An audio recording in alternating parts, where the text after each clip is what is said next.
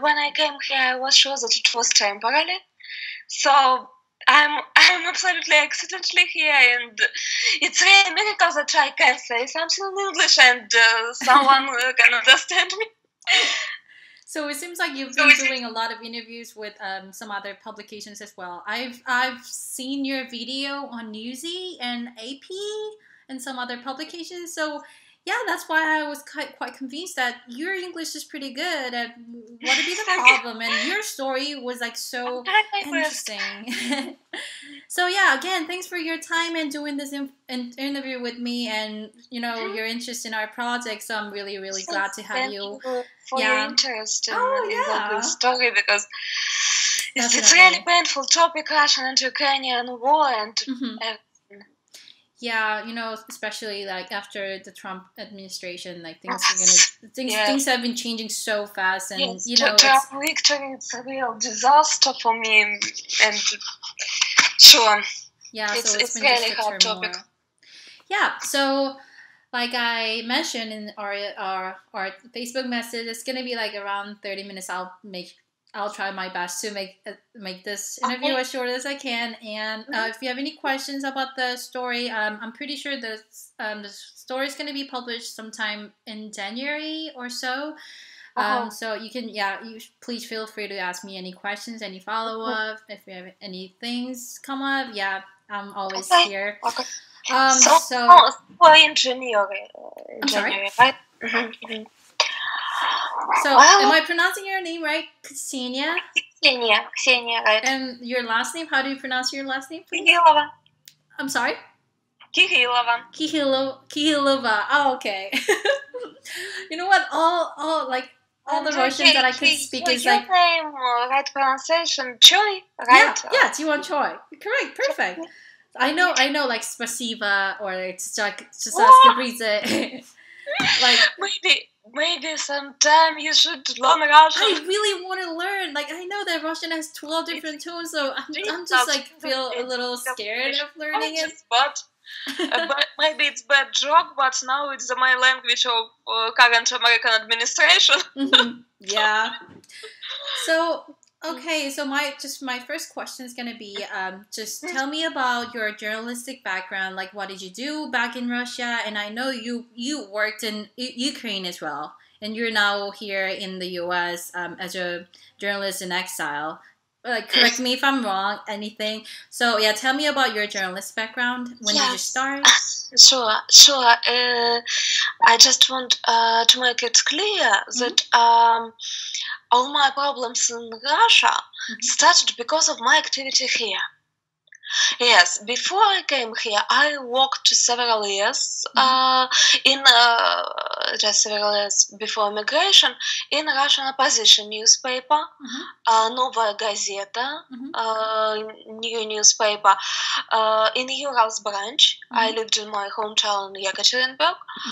It was in Russia. Yes, Novaya Gazeta, it's maybe Anna Politkovskaya's newspaper.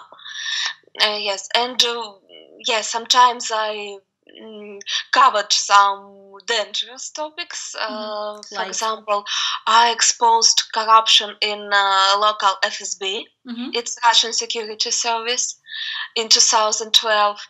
But nevertheless, yes, we had some problems with FSB. Of course, they didn't like this work.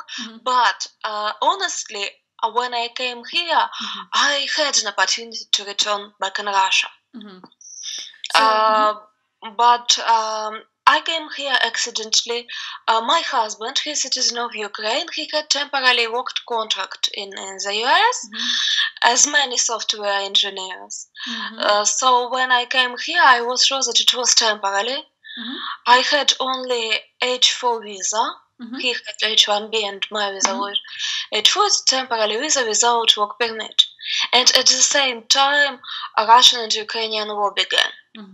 It was really a coincidence. And when was that? When did you come to the US? In the end of March of 2014. So you didn't expect it was just after annexion of Crimea.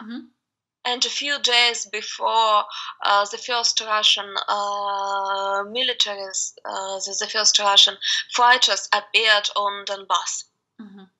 It's east part of Ukraine. So the war started about 3 days after I came here, the same time.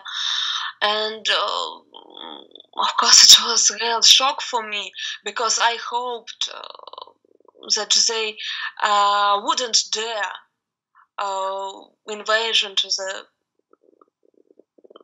other part of Ukraine, except Crimea. I never approved the annexion of Crimea, but at least I had hope that they wouldn't go further. But they did. And of course I knew situation very well, because I was in Ukraine during Euromaidan. And I have many friends in Ukraine, including east part of Ukraine. My husband's parents live in Kharkov. It's a city near front line. It's also a city from the east part of Ukraine. And I know exactly that there were no reasons to begin the war except Russian invasion. Yes, many people in this part of Ukraine were really pro-Russian. They had some sympathies to Russia, but there were no genocides, no repression against Russian speakers people, so nothing what Russian propaganda tells. And all this contradiction, it was possible to solve without the war. And the only real reasons to war was Russian propaganda and Russian invasion, and Russian fighters like Strelkov, Girkin, and other people. So of course I perfectly understood that Russia is guilty of all these deaths, all these tragedies. And it was a real shock for me, and I just I consider it my duty to do something with it.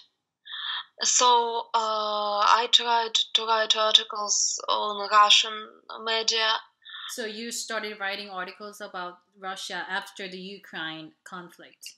Yes, okay. Yes. Because you feel like it was a duty. Anti-war, to try to explain to Russian audience that it's Russia's fault. There were no reasons for this war, but for first 4 months maybe I realized that it was absolutely useless. And I started to write articles for Ukrainian newspapers, for Ukrainian outlets. I started from social analyst, because the main question for me was to understand what happened with Russian society, how they so actively approved an aggressive war. Because before the war, Russian propaganda used defensive motivation. That we have to protect Putin's regime in order to avoid revolution, chaos, like in Libya and in other Middle East countries. So they used defensive motivation, but not aggressive. And I began to analyze Russian propaganda, the fears, phobias, the mentality, and I was surprised that this work was so necessary here in the United States, because very few people did the same at that time. And well-known American expert Paul Goebel began make reviews of these articles, not exact translation, but some English language review. It was a surprise for me. Several months I even didn't know that anyone translated my articles into Russian or into English. So, and when I noticed that my work was useful here, course, I started to do more. I really almost forgot about myself because the main sense for me was to influence on something.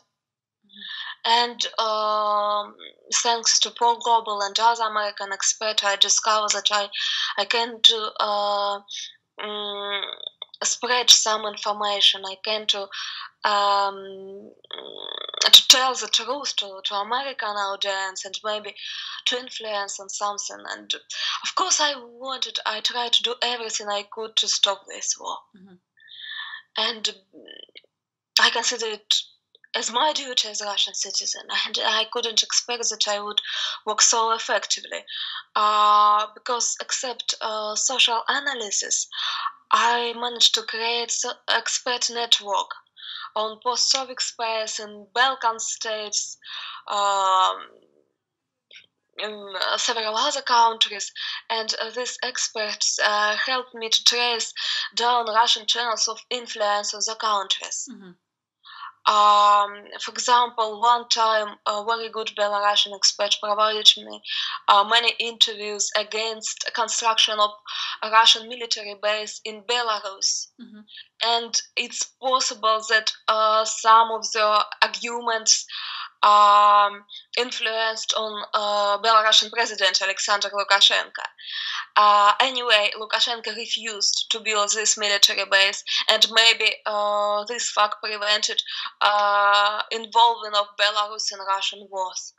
Another time I found a very interesting source from Serbia, and he provided me real evidence, video and audio evidence of connections between Russian Ministry of Defense and Russian diplomats and Serbian radicals, mostly known as Montenegrin terrorists. Maybe you heard about a coup attempt in Montenegro last fall, and when Russia tried to use Serbian radicals in coup attempt against pro-West Montenegrin government.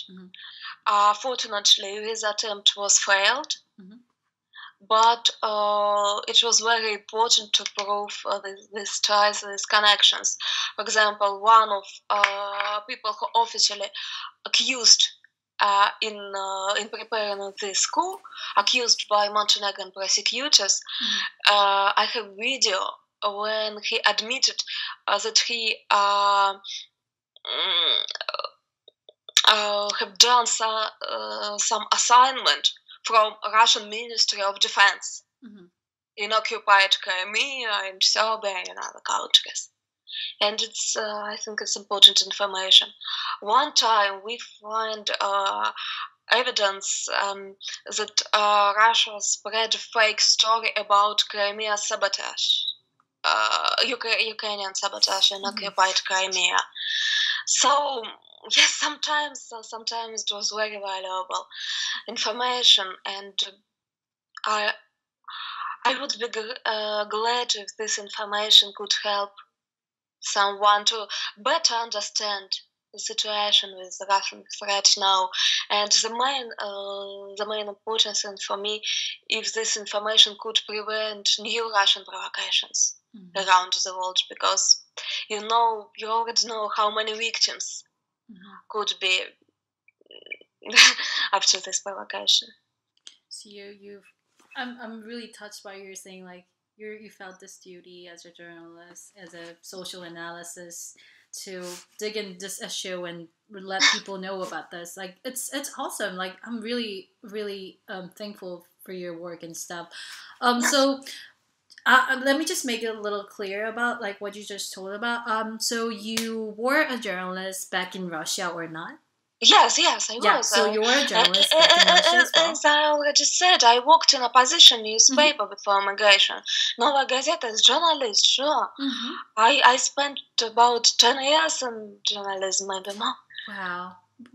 Like, you spent 10 years in Russia as a journalist? Yeah. Okay, very good. Thanks for making it all clear. And what kind of reporting did you do in Russia? And I know what you have been doing in the U.S. recently. But in Russia, honestly, I wasn't involved in international issues. The main sphere of my activity was local problems in Urals and my hometowns. I tried to cover some social problems. In the beginning, I worked in a large local media holding. Уральский рабочий. It's Soviet title. They didn't change it, but it was a modern and very good newspaper.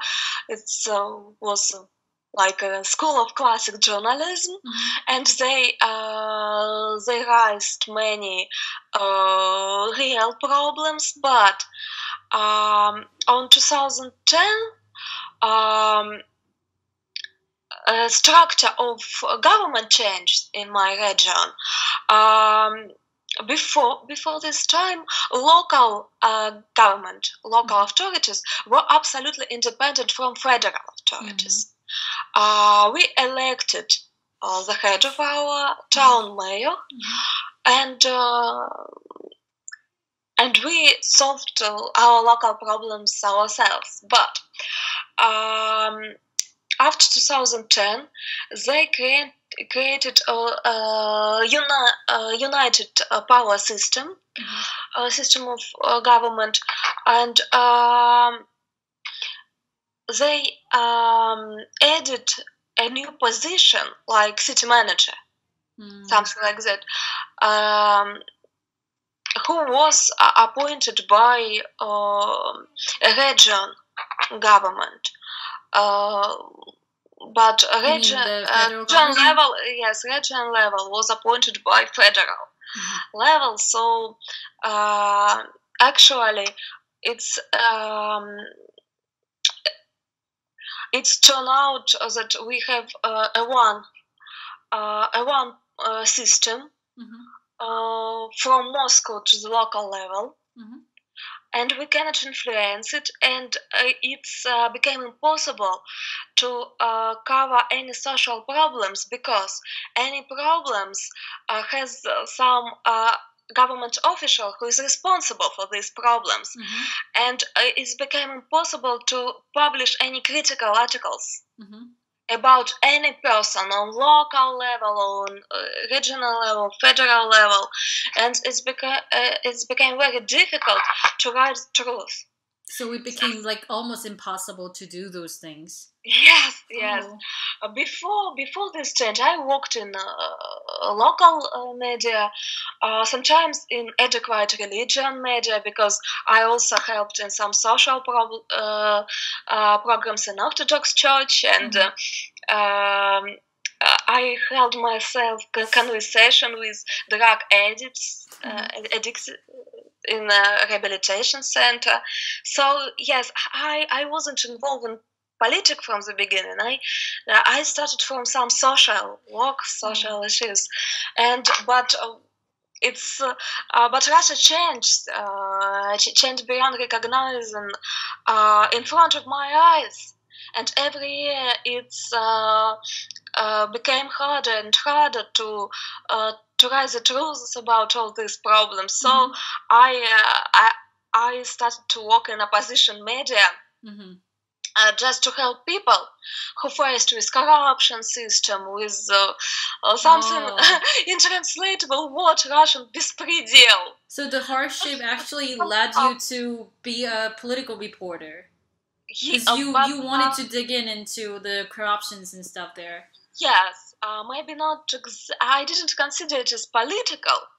I consider it more as human rights defending activity. Or investigative reporter. Because in the last years before immigration was Putin's third term, we faced with some kind of repression, not so harsh as now.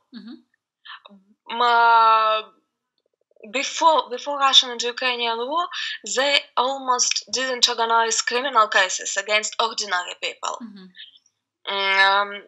But now they accused people in state prison only for support of Ukraine and any communication with foreigners, and they arrange criminal cases for hate speech, for example, for extremism, against cell women or home wives, only for repost on social networks against the war. And I know personally several people who were accused, who were charged in extremism only for the peaceful position against Russian and Ukrainian war. It's real facts. So before the war, it wasn't so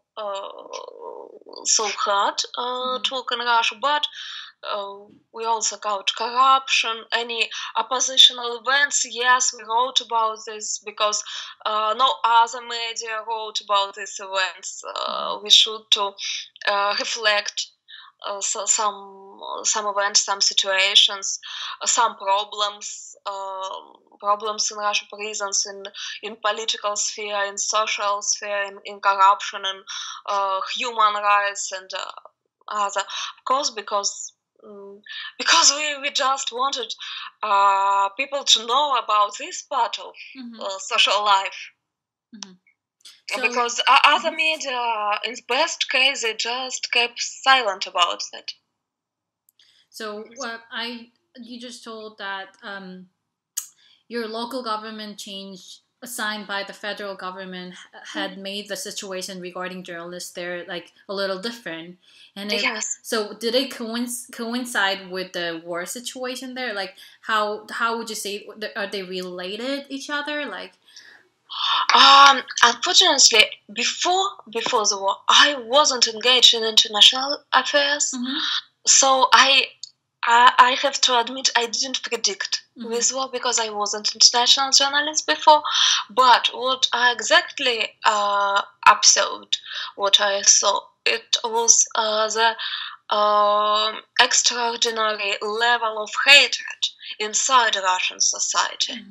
And of course, it has some connection with the war because Russian population was already ready to the war, and the level of aggression increased every year, every month. Pro-Soviet, pro-Stalin moods and Russian propaganda became more and more aggressive. So it was obvious that this situation should lead to war, repression, or something like that. And on international level now, I speak with many experts from post-Soviet states and North Caucasus and Belarus, Baltic states, and some countries in East Europe, Poland, and other countries, and all of them tell me the same thing, that all Russian policy inside the countries was represented by blackmail, some had influence, corruption, increasing of military presence, propaganda, lie, fears, spreading of anti-West moods, and so on. So yes, it was. I guess it was unavoidable consequences of all Russian policy. Oh yeah. Yes, it was natural, unfortunately. Now, when I see all the picture of Russian policy, both domestic and foreign, I see that it was almost unavoidable. Just it's a continuation of Russian policy. Russian foreign policy is just a continuation of Russian domestic policy. And maybe it's important to know for American audience, because in Russian foreign propaganda, They try to convince Americans that they consider United States as their friend, and that it's United States government's fault, the bad relationships. That they pretend that Russia never wanted to have bad relationships with the United States, and they're friends with American population, but unfortunately, Americans just don't know Russian language. But if you watch a Russian media on Russian language, Russian domestic media, even before the war and before Ukrainian events, they consider the United States as the main enemy. And they on the talk show, the politics declared that they are ready to destroy the United States at all. And all Russian propaganda inside the country was absolutely anti-American. And there are no fascism or genocide in Ukraine. The real, in Russian opinion, the real fault of Ukrainian people was their pro-Western choice, because they consider it like treason. Just because they consider the United States as their enemy, and the desire of any people to follow the United States example, to be closer with the West, they consider as treason. So they just try to punish Ukraine for the choice. So I'm just wondering, like, you worked in Ukraine with Alexander. I live in the United States. I just write for Ukrainian media from here. Oh, okay. Now I get it. Okay, thanks for making it clear. Okay, my bad. I'm so sorry. To write articles in it. Yeah. So I got a little confused. So you worked for the headquarters was in Ukraine, and you worked in the U.S. for that office. Work in the US. Okay, very clear. I came here and I live here for 3.5 years. So I didn't return in Ukraine. Oh, yeah, because I was just wondering, like, how many Russian journalists like are there in Ukraine, and what are the situations like regarding them. But yeah, I'll do more research on that for sure. My friends, yes, also Russian journalists and another Russian refugees, they live in Ukraine, and you already know that my close friend Alexander, in Russian diminutive version Sasha, Sasha Shitinin, was found dead last August with a shotgun wound in his head, and it's very strange death, because the Ukrainian police now considers two options, suicide and murder, and they officially said that they would investigate this case as a murder, and now we don't have any results on this case. So I saw this, and I'm so sorry for your friends, like, misfortune. Like, I was really, like, so sad reading your memoir about him. Yes, he was really my good friend, because he made the same choice as me. He also was a Russian journalist who supported Ukraine, but of course we had some different biographies. For example, I worked before immigration in Russian opposition newspaper. Sasha was a head of a large Russian, it was Russian, not Ukrainian, news agency, New Region, Novy Region. And it was really one of the oldest and largest Russian news agencies. It had branches in every Russian regions and abroad, in Kiev and in Vilnius, it's Lithuania, Baltic states.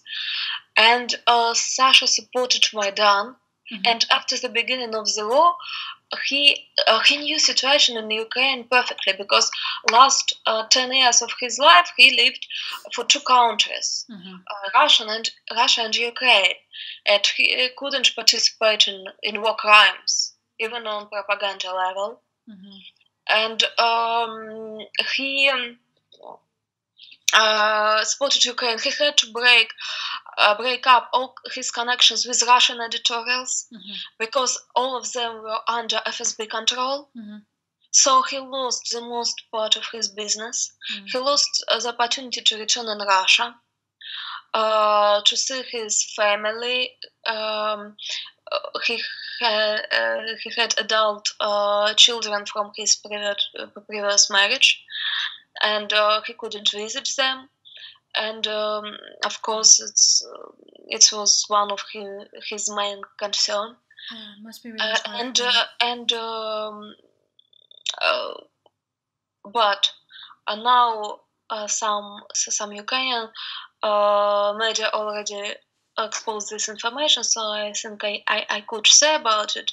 He had some connection with Kremlin, unlike me, because I was just an opposition journalist on the local level. He was a leader of a founder of large Russian news agency. It was impossible not to have such kind of connections. So, because he had editorials in foreign countries, in Ukraine and Lithuania, he, before the war, he sometimes also worked as a part of Russian propaganda. And he knew some names of Russian agents of influence in Ukraine. And when he made his choice, he didn't have any protection from Ukrainian authorities, but he openly exposed their names. And of course, they couldn't forgive him. They couldn't forgive that he took away from them a large news agency. So, first of all, they charged our news agency in extremism.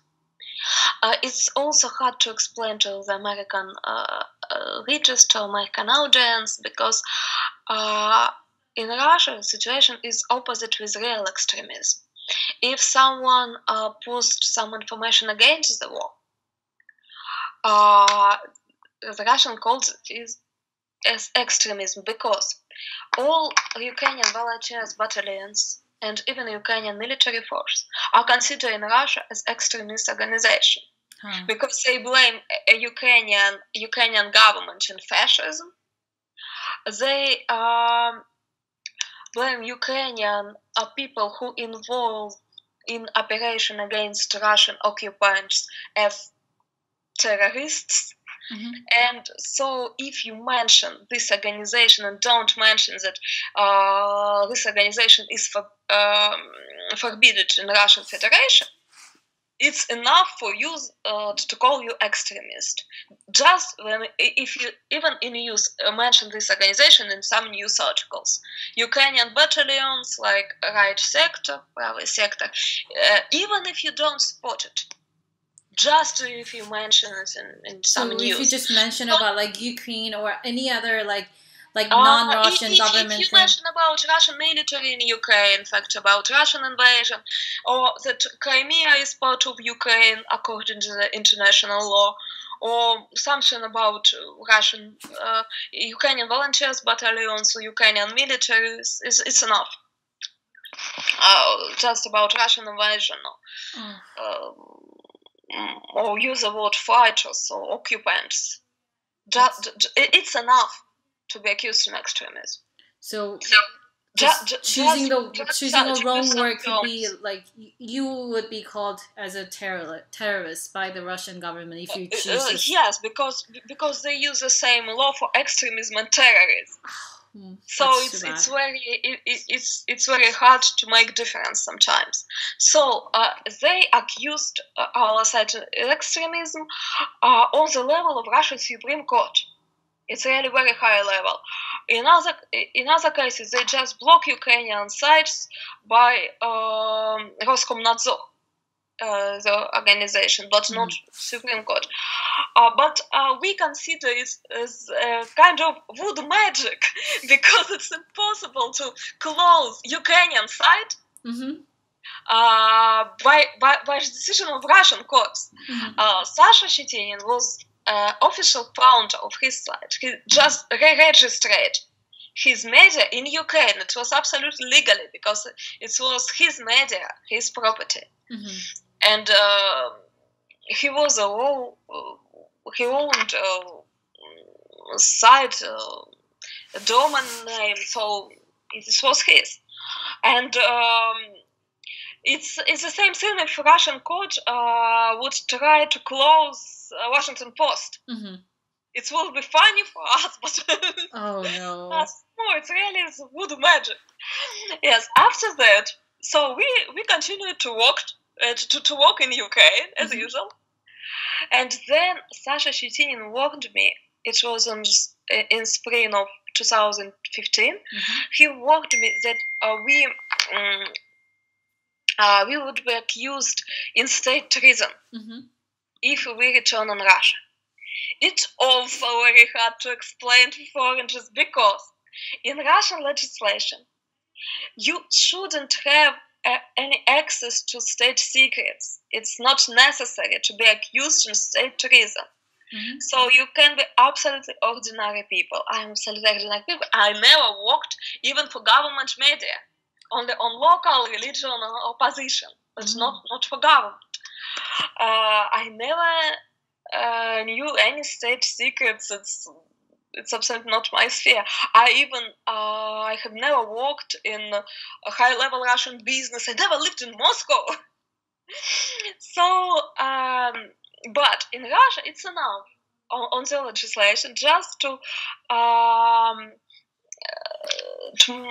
make some help to foreign organization or even citizens. So, informational consulting help.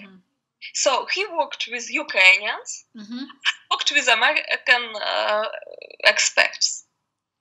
It was enough for state treason in Russian legislation. Yes, so Sasha warned me that they will accuse us in state treason.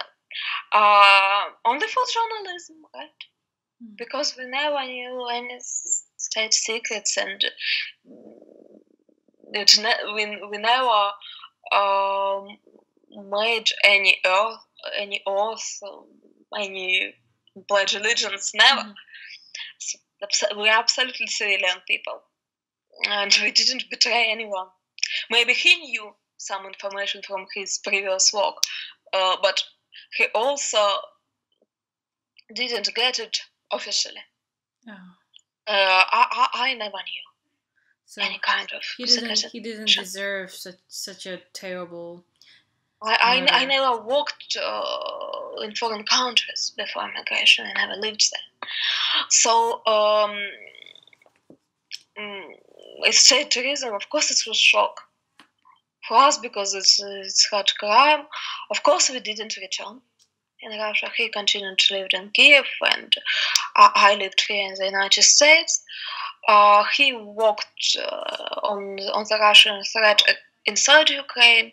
I worked mostly on the foreign affairs, the activity in other countries. And yes, in the late August last year, he was found dead. At the same time, it was Sunday.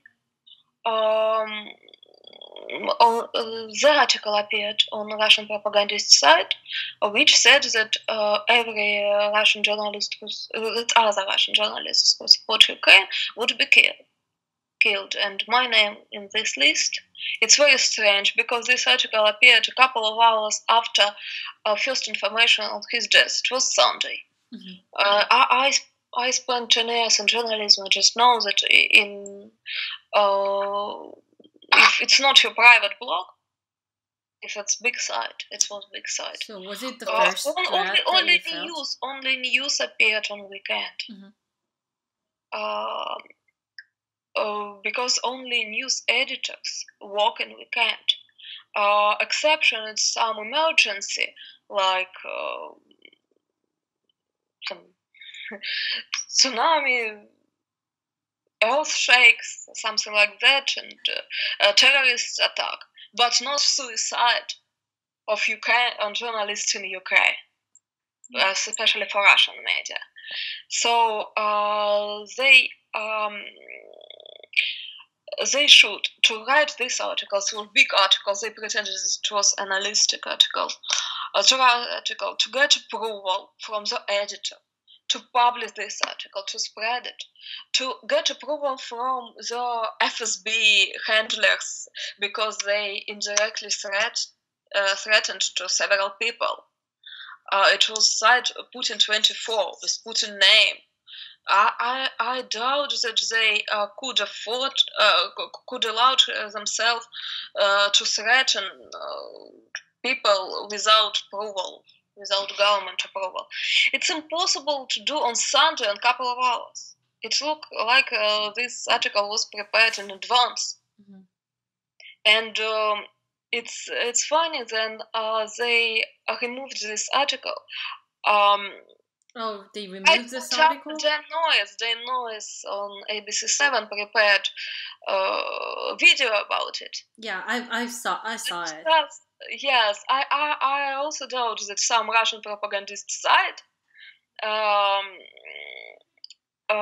trace American, local American news. It wasn't at federal level, it was on Bay Area level, California. ABC7 in San Francisco. So it means that someone from Russian government who follows the news, who watches the news, sent information, and they removed everything very quickly. So it's also indirect evidence of the close cooperation. So was that the first time you felt threatened by it works very quickly. The article appeared very quickly after Sasha's death. They vanished very quickly after American report. So you've been feeling pretty threatened by the Russian government. I just understand that, of course, I cannot turn Russia. Sasha told me the two of us would be accused in state treason. Now he's dead. And my name is this article. Sometimes I call it killer list because if people who wrote this piece had any connection with his murder, yes, I consider it seriously. I'm really sorry to hear that, and I really hope you'll be fine. Yeah, I don't know. God protects you. I still don't have asylum or green card here. It's almost 4 years. Just temporarily visa. So yes, we are in the process of getting asylum or green card, but it's a very long process. It changes years, and legislation changes every day here now. It's impossible to predict how long it would take. So I know that you're seeking asylum in the U.S. currently, and so you're not planning to go back? No news.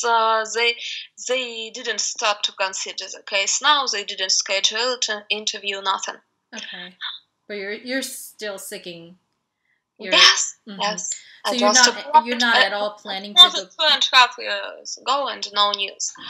And my husband, he also has the right to get a green card from his job, from H1B. It's also a legal process, but and he already should get his green card.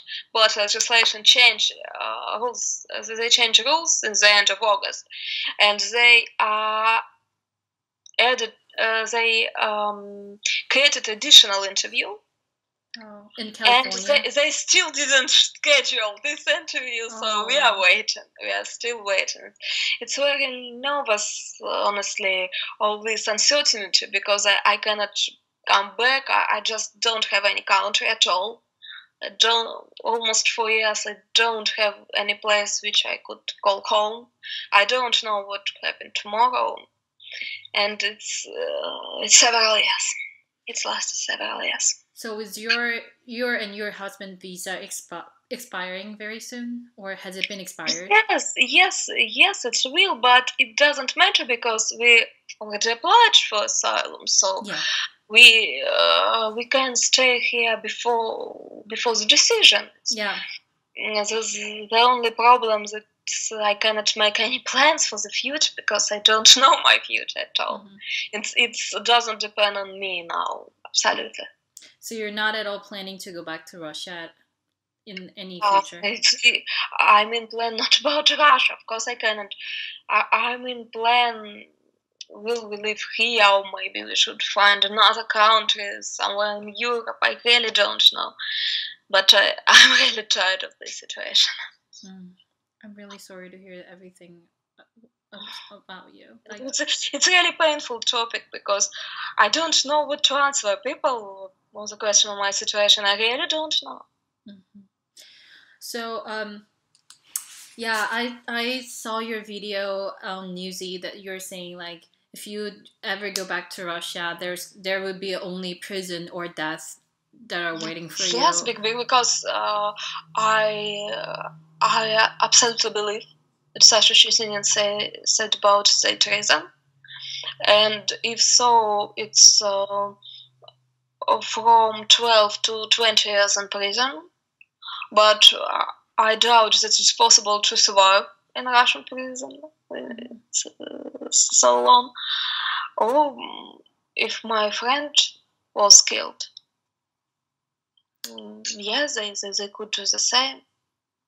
They already killed many Russian, and not only Russian people in Ukraine. You know, Pavel Sheremet. You know about Amina Akulova and Denis Voronenko and several others. Yeah. They can kill people even in Ukraine. And they were killed in Ukraine, like Shasha's case. Yes, like Sheremet case, like Voronenko case, and several others. Yeah, I'm very, very sorry to hear that. And I hope things will get better for Russian journalists. Really, like from my heart. Wait for years. So my next question is gonna be I want to say thank you for sending all of your articles, and I read them all carefully, and I found one of your articles really interesting about like mentality of Russian and how the Russian government has been playing with that. So just could you tell me a little about like what motivated you to report about that, and like how have you been getting resources, like how have you been doing analysis on that, like just the general process? I already told you the main thing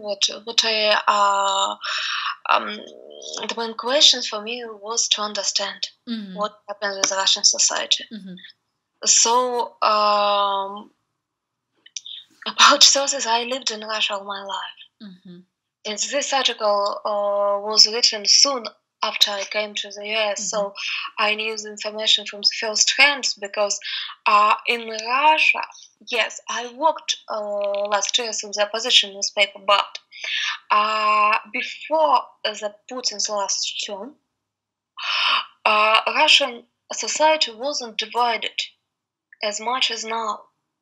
And maybe it's strange to imagine now, but it was possible to combine to be in human rights defenders and to be a part of adequate part of Orthodox Church, liberal part, who also was against Stalin repressions, who also supported honest election in Russian and clear election. So there were many opposition from Orthodox Church. So, and I lived in Yekaterinburg all my life. I knew many people, and now many of these people have different view. But several years before we worked together, and so I know different parts of Russian society, not only dissidents, not only liberals. I know Orthodox Church, where many people with these pro-government and patriotic views. I know Russian propaganda very well because I always lived in journalist sphere. So I know government version. I know opinion of ordinary Russian people, because I always was just an ordinary Russian people who never lived abroad, who lived not in the capital, just in one of Russian cities. And of course I knew society. I have a lot of connection. So and information from internet, that it's makes some wrong impression sometimes, but I had a lot of real connection. When the war happened, I visited Russia one time, after the first 4 months, before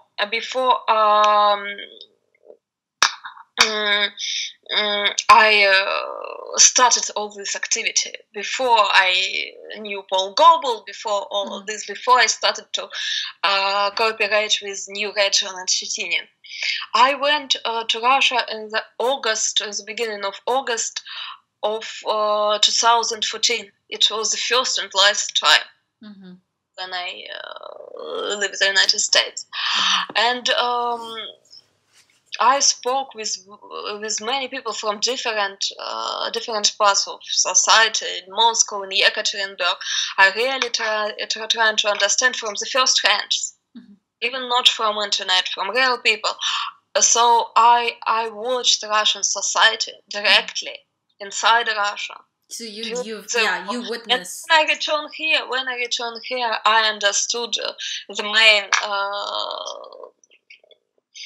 This is the main motivation, because yes, I came to some of this conclusion even before the war and before migration, and I just confirmed them when I visited Russia. And of course, I still sometimes I try to trace Russian propaganda, foreign and domestic, as of use some of the main points of their manipulations. And my friends in Yekaterinburg, they are dissidents, but they also ordinary people, and many of the relatives, neighbors, colleagues at work, they're not dissidents, they ordinary people, and they sometimes help me to make some overview on Russian society, because they share with me real moods on Russian streets, on the families, on the work, on the institutes. And of course I found and check information on the internet, but I have real sources who can confirm some information. So you've been here in the US for a few years now, and we've seen a huge change in this country's administration earlier this year, and there have been a lot of rumors or some truth going on between the US and Russia, they're intervening US elections and stuff. It's a really painful topic for me, because I openly said that all that I see from Trump administration, it's the same kind of evil, the same lies, the same propaganda. They're very similar. And I guess they would be similar even without this connection. But about Russian-Trump connection, I'm not financial expert. But all which I see in American media about this connection, about Deripaska, about Cyprus offshore money, and connection Manafort and Yanukovych government and Russian-Trump connection. What I can say, of course, I'm not a witness of this connection. I never worked in high-level Russian business, but which I know exactly. First of all this information was confirmed by some people in Russian opposition, high-level Russian opposition, who understand how Russian government work. Some specialists who worked in, for example, in Magnitsky Act and know Russian financial operations. My Ukrainian sources who investigated Manafort case, they also confirmed on this information. It's first point. Second point, that Russia obviously helped, Russian propaganda obviously helped Trump to win this election. And what Americans sometimes don't know, it continues to help.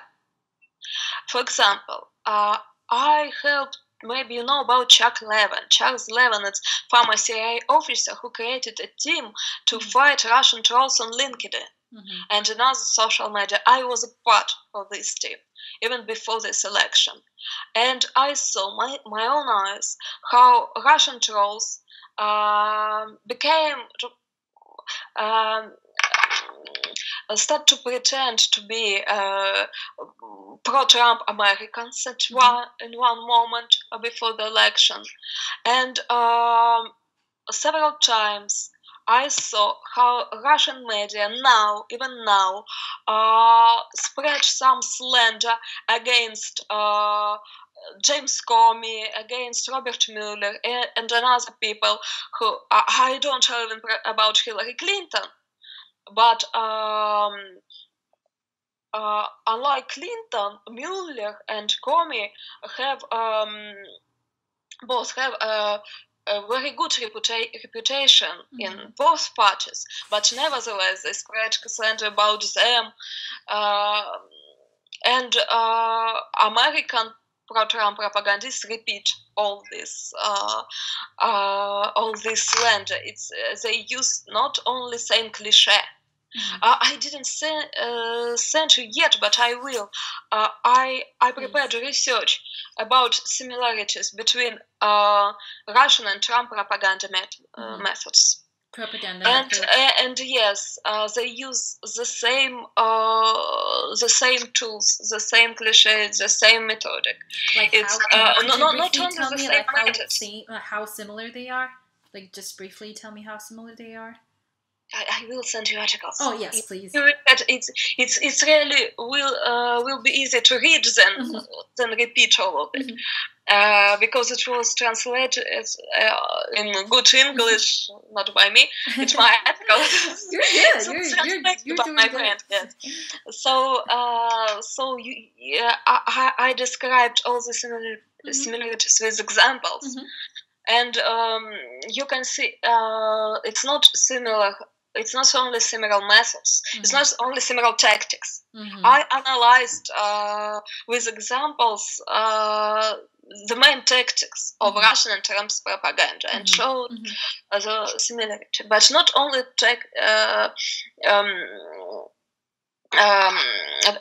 just tactics, but sometimes the same facts, the same arguments, even the same phrases. Oh. Then it's also what Americans should understand, that Russian propaganda, it's not only praises about Russia, it's not something good about Russia, not exactly, because Russian trolls always pretend to be Americans. If they don't mention Russia at all, they just use every contradiction, every weakness in American society, just to spread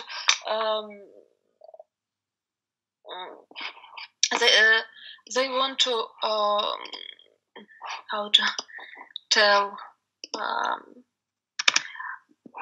I just take your time, please. Need to Google Translate it to say exactly the word.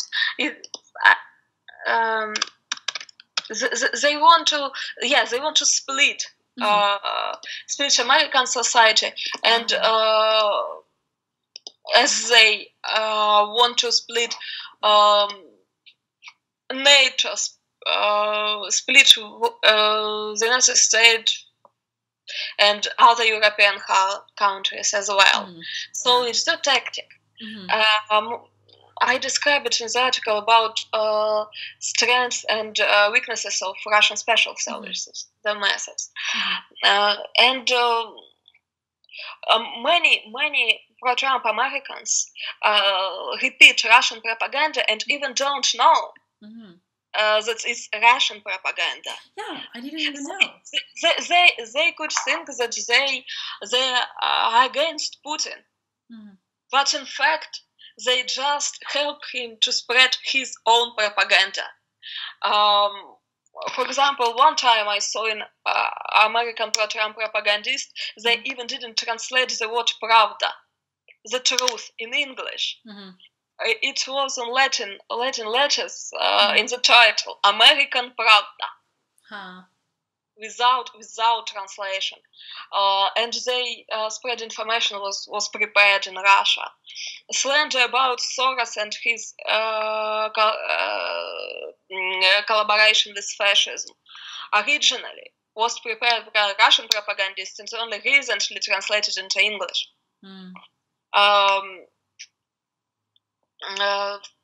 And it's interesting that it's also so many. One time I saw how Russian propagandists through and Russian pro-Putin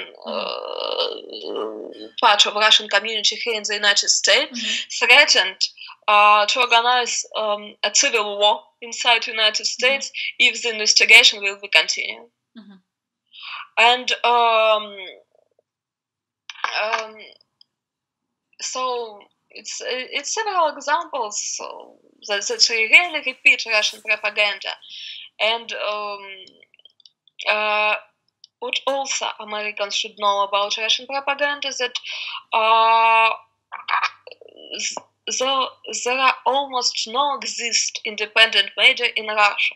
For example, RBK was independent media, but more than years ago it changed.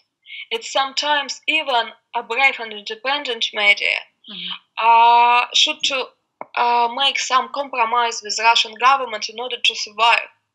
Sometimes they publish the truth. Sometimes they have to publish some Russian government versions.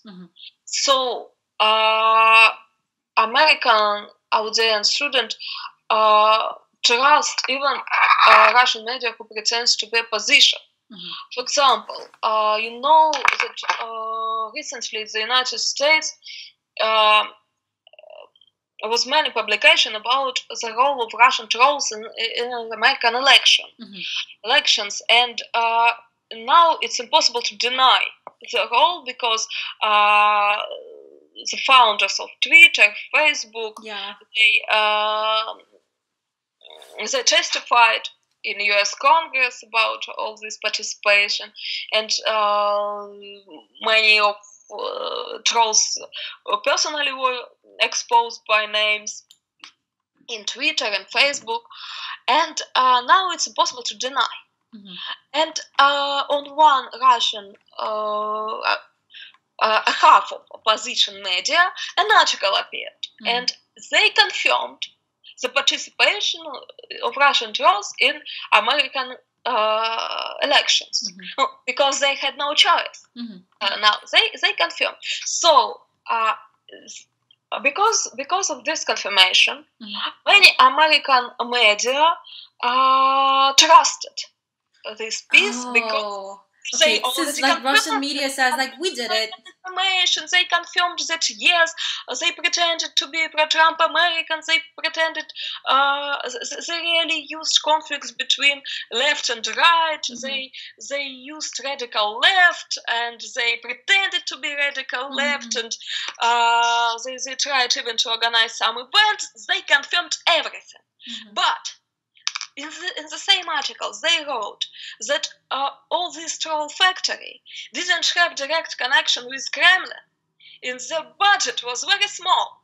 So they wrote that they couldn't influence on the result of election because they just didn't have leverage for this, didn't have opportunity with so small budget.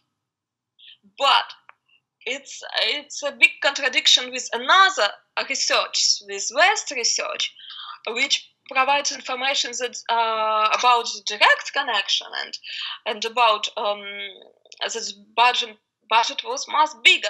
So they hide a lie between among the truth. And some American media, unfortunately, were ready to buy it. And what I exactly know, maybe I don't know exactly about what Trump or his assistants say or did, because I am not witness of this. But what I know exactly, this kind of operation, high-level operation, is impossible without the highest level approval, including Putin himself, because Russia is an authoritarian country. And such kind of operation, impossible without government control, which I told already to Dan Noyes, and I can repeat it here. And what about Trump? I think his own behavior can speak for himself. He continued to defend Putin against his own intelligence services. He fights against free media, against the most important American values. He spread threats, slanders. He used the word enemy of people. It's old Bolshevik words, Lenin and Stalin. So you mean Trump, right?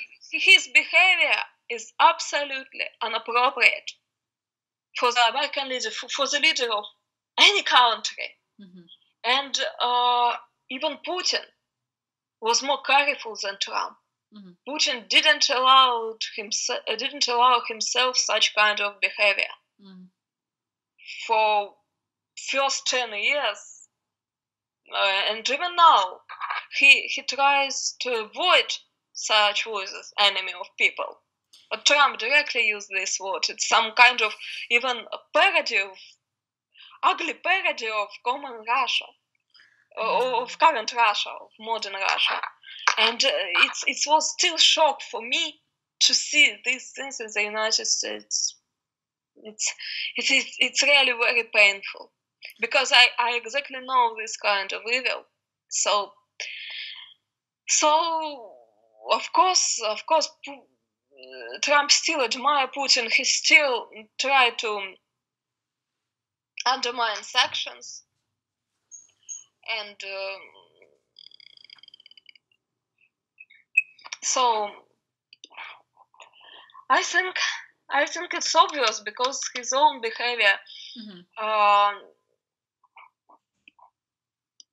And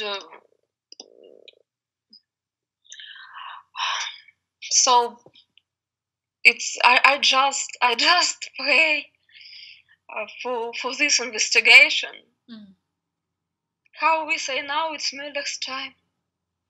Yeah, I don't know. I feel a little, not sad, but like weird about what's going on in this country. In the U.S. Like, I was just speechless. I cannot believe, and regret only that I almost didn't see a normal life in this country. Yeah, that's so true. So like we're in this interesting situation, and you're now a Russian journalist in the U.S. in exile. So, is there anything that you feel like hard as a journalist from Russia working in the U.S.? Sorry, what? What did you say? So do you feel any like hard to be a journalist, like Russian journalist in the U.S.? Like, what is your hardship? Hardship. I cannot answer completely, because I never tried to reach out to American media, because I know that my English is not enough for that. So I guess it's hard, but I didn't try. Maybe because of that I didn't experience hardships with that.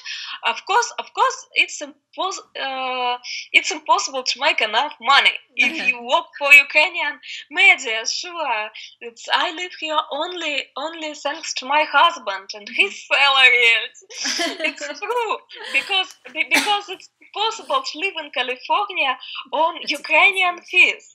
Yes, now, first 2 years I worked for free because I didn't have work permit. Now, of course, I have work permit because of my asylum process. And I can get money here. It's also absolutely legally. But I work for Ukrainian Service of Radio Liberty.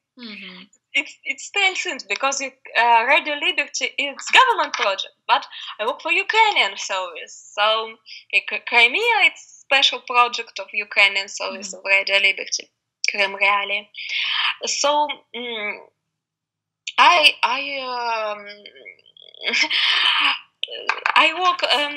Yes, I receive some small money because but it's not enough for living, really. Oh yeah, I mean it's Ukrainian sphere. It's a huge difference between California and Ukrainian prices.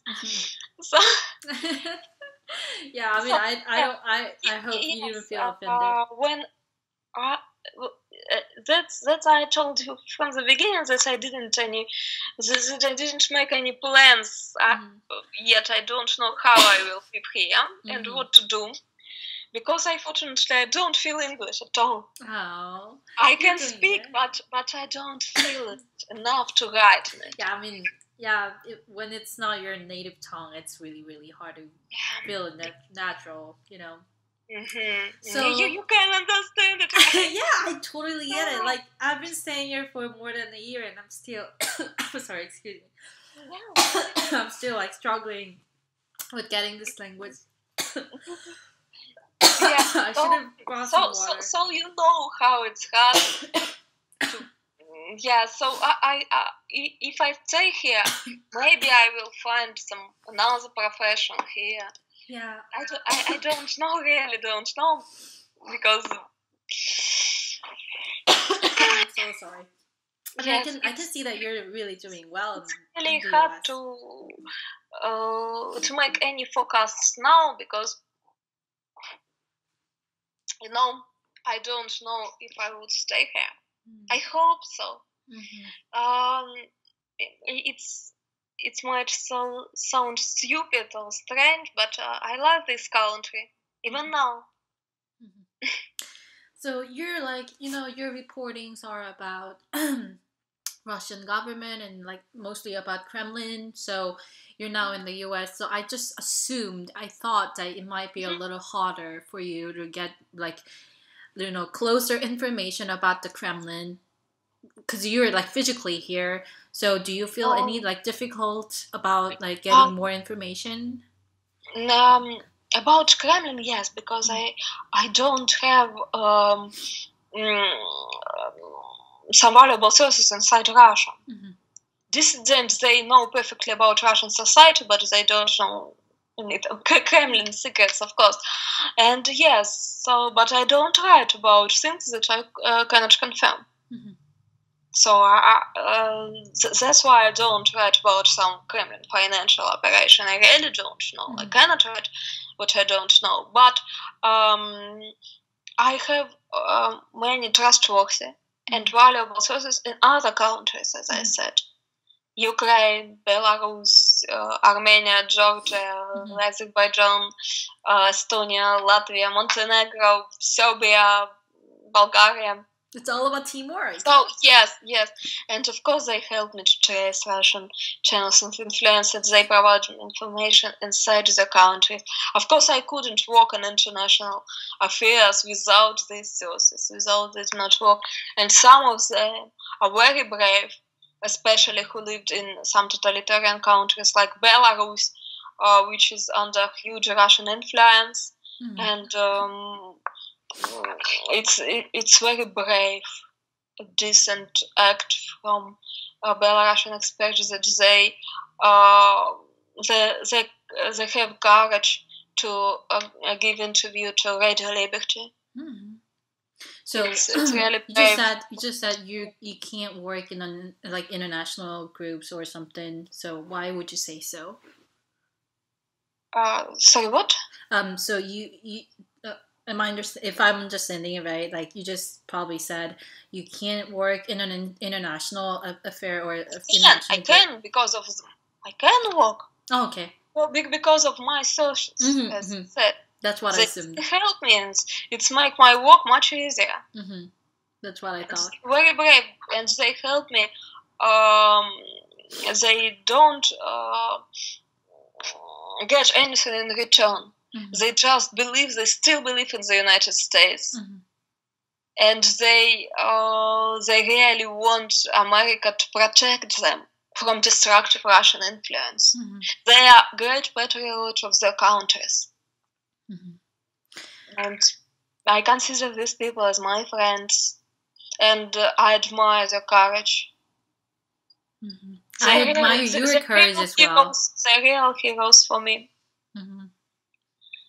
So, yeah, you're also an amazing person, like as your friend. So, yeah, your works are really. I live in the United States. It's easier to work on this topic in the US than when you live in Belarus.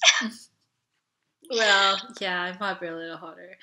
So, my last question, last question, would be: what do you see in the future of journalism and politics in Russia, like in near future? I can say that now Russia simply doesn't have journalism, independent journalism. Russian official journalism is just propaganda. And honest Russian journalists have to survive in these conditions. They are also very brave. If they allow themselves some compromise with Kremlin, I don't blame them, because I know that they maybe agree with Kremlin in small part, and they try to be honest in other parts, so they try to do at least something. It's very hard choice. It's very hard to say what choice is right in this situation. And it's I think it's not the good things to judge them now, but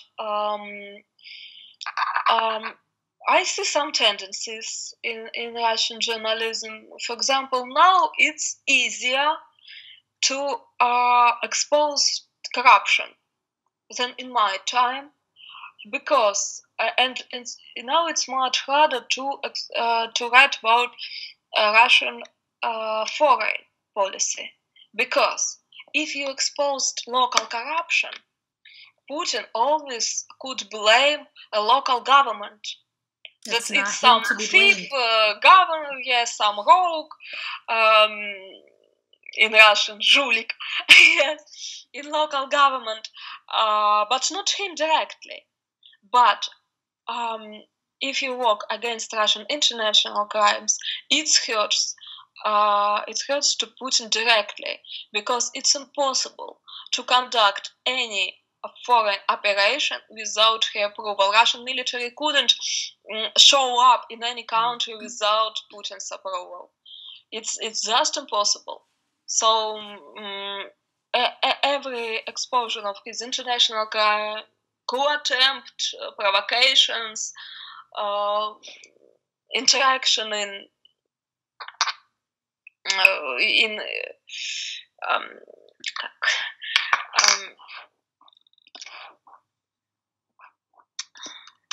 sorry.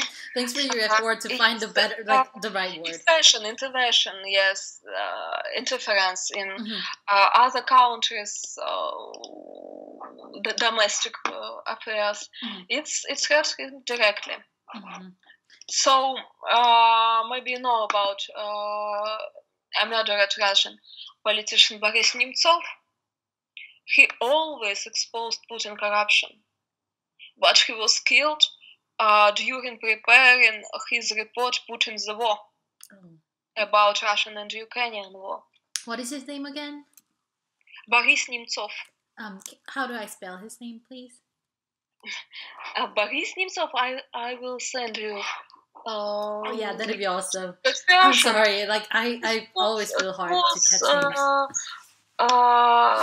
He was killed on the bridge in Moscow near Kremlin. Oh. Maybe you know, because it was very, very well known event. Boris Nemtsov, Russian opposition politician. Mm-hmm. And this is when I still remember this link on Euromaidan Press. Mm-hmm. I just sent you on Skype chat. It's just propaganda schemes of Trump Putinism. Mm-hmm. What I told you earlier, this similarity of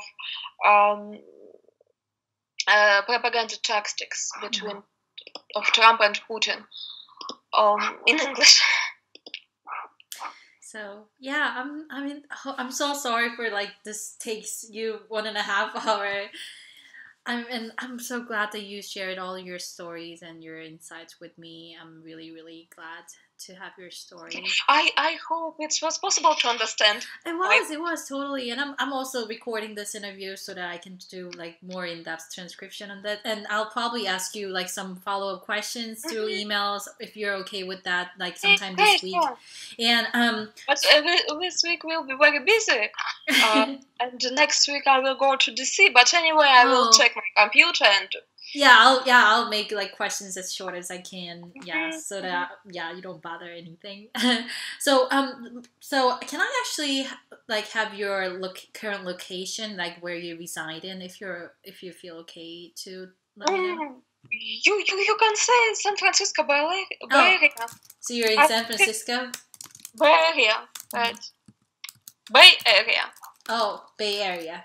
Francisco Bay Area in California. You know what? I really love San Francisco so much. Secret. And another thing is, if you have any photos or anything you want to, like any visual stuff you want to share with me, I can send you. Yeah, that'd be awesome. And would you be okay if I use some of them on our story on our website? So what website? So have you seen? We have our website on globaljournalist.org. So we're gonna post your story, and it would be great if you can have some photos with the story as well, if you're okay. Sure, it's okay.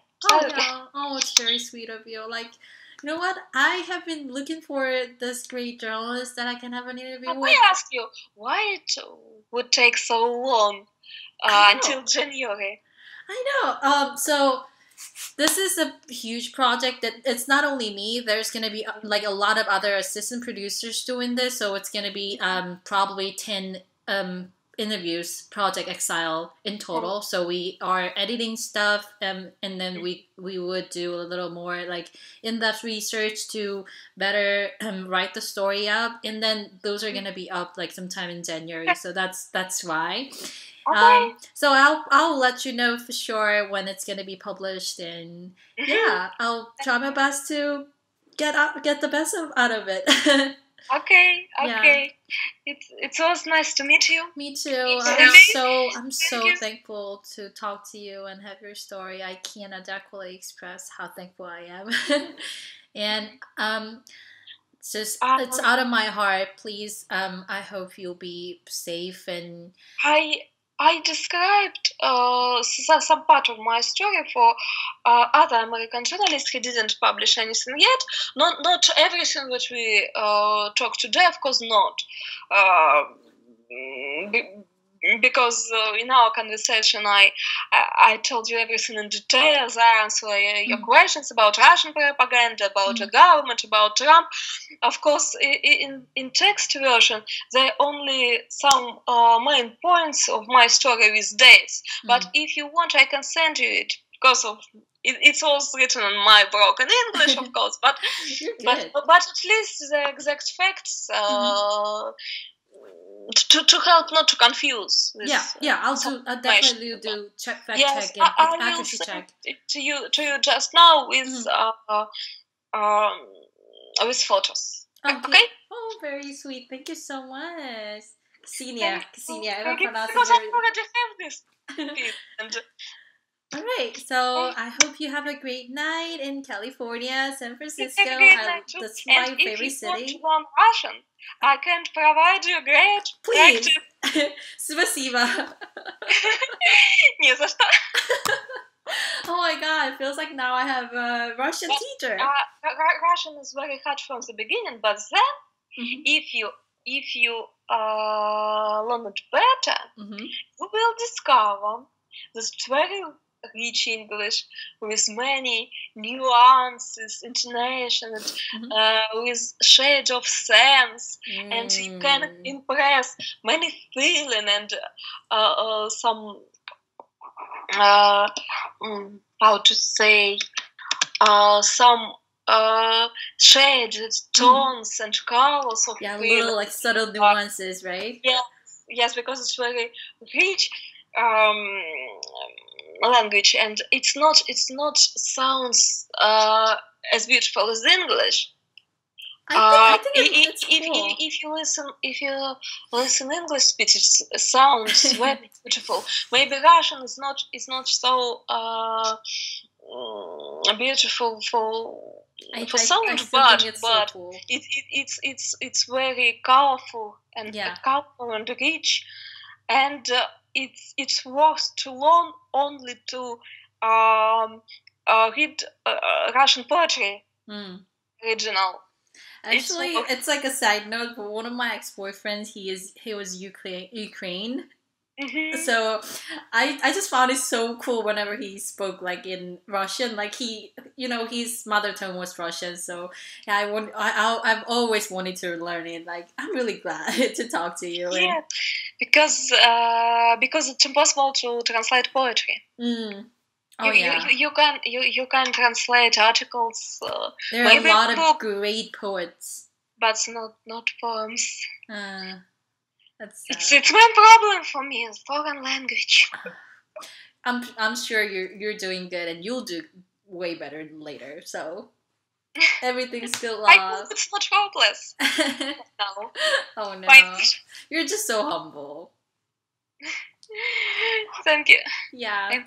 So thank you so much. Yeah, and please have a great night, and I'll probably contact you back sometime tomorrow or Wednesday with some additional questions. Sure. And thanks for sending all the information to me. I'll send you. Yeah, thank you. I already sent you about Trump. Yeah, I'll be tracking on that right away. So I hope America will survive in the Trump era. Yeah. How do you think? I mean, I'm really interested in looking for the future of this country. You know, like I'm from South Korea, and we just had our impeachment of our former president. Like we impeached our former president, and you know, I don't know. Like I'm not sure whether the situation of the U.S. is gonna be the same or not. But yeah, it's just so interesting, and things are a little messed up. Okay. Yeah. It's enough shocks for me. Yeah, it's gonna be something to keep eyes on it, right? So, yeah. Thank you. Okay. Thank you so much. Have a great night. I'll talk to you later. Bye.